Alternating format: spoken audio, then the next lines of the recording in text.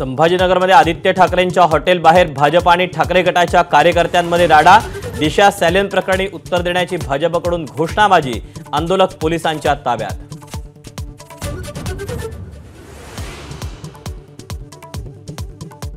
जागा वाटपासंदर्भात महाविकास आघाडीची आज पुन्हा बैठक। मुंबईच्या जागांवर अंतिम चर्चा होण्याची शक्यता।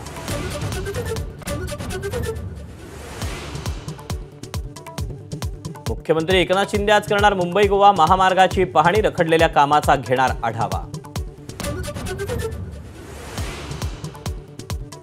नांदेडचे काँग्रेस खासदार वसंत चव्हाण यांचं निधन। दीर्घ आजारानं हैदराबादमधील किम्स रुग्णालयात घेतला अखेरचा श्वास।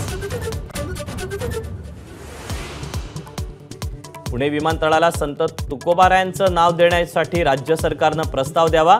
हवाई वाहतूक राज्यमंत्री मुरलीधर मोहोळ यांची सूचना। केंद्र सरकारची युनिफाईड पेन्शन योजना महाराष्ट्रानं स्वीकारली। महाराष्ट्र ठरलं देशातलं राज्य। मार्च 2024 पासून अंमलबजावणी गृहीत धरणार।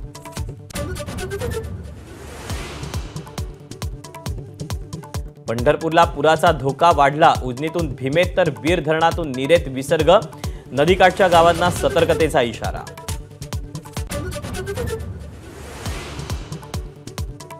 नाशिक जिल्ह्यातल्या पावसामुळे मराठवाड्याला दिलासा। जायकवाडीमधला पाणीसाठा 45%वर। वैजापूरमधल्या 17 गावांना पुराचा धोका।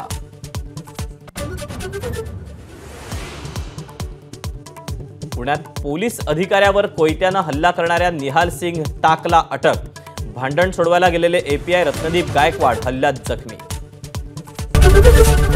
एबीपी माझा, उघडा डोळे बघा नीट।